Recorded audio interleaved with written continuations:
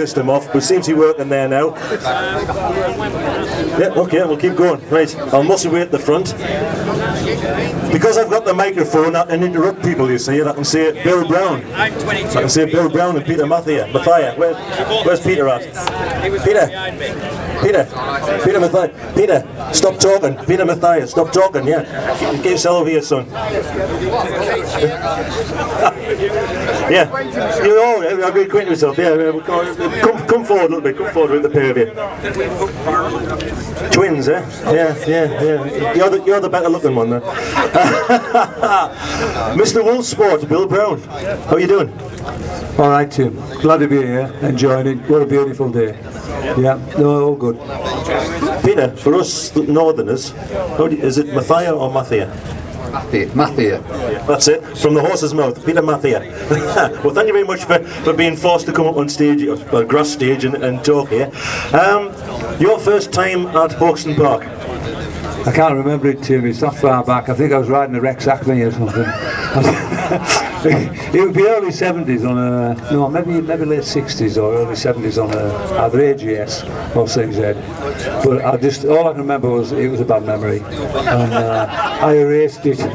You know, I just decided it was nothing like riding in the Northern Centre. It was another sport altogether. So I'd never ever ridden sand before when I came here, and I just went back and I just thought we need a whole new rethink. There's not a great lot of sand in Cumbria on the racing tracks, is there?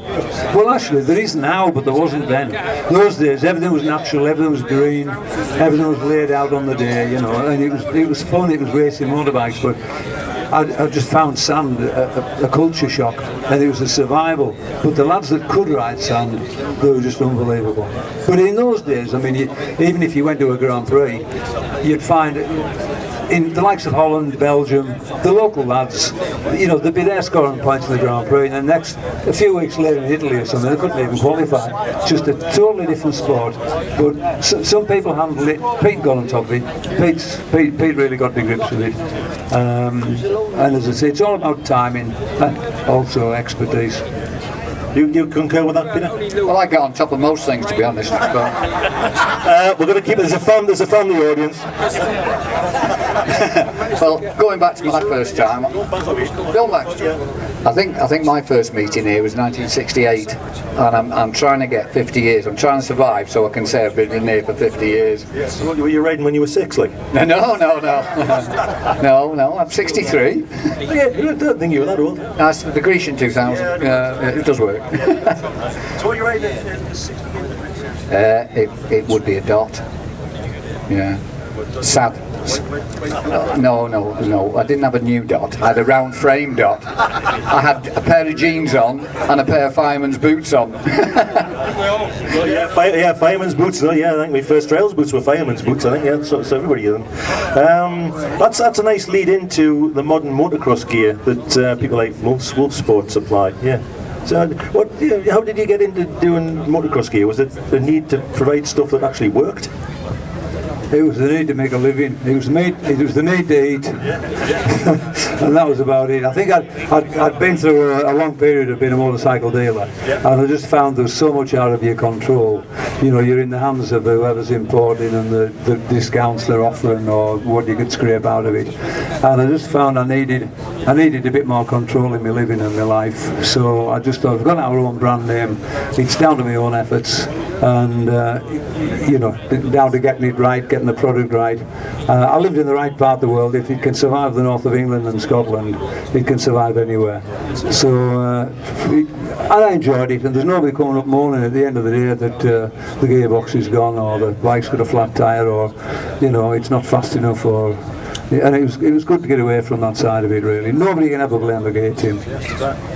Okay. Now I seem to recall you doing a deal once on Montesa Capras. Didn't you buy a 200 or 300? Was it? Yeah, 200, and they all got sold in 3 days.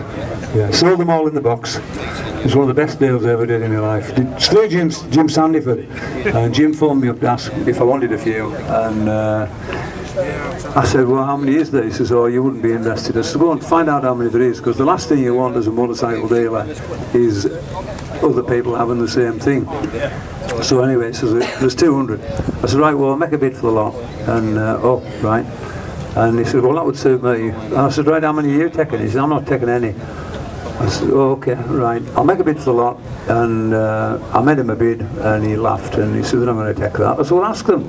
So anyway, came back and said, no, not a hope. Anyway, a week later came back, he says, does your offer still stand? And I said, right, I would think so. So anyway, we stood on, we advertised them, and before they arrived, they came on 3 truckloads, and before they arrived, they were all sold in crates. I didn't have to touch them, and job done. We used to walk into the shop first in the morning, the phones were ringing, people wanting to buy them. You always got the people saying I can buy one cheaper elsewhere. I think we did them 499 quid, you know. And Ken Starbucks broke his heart ever since.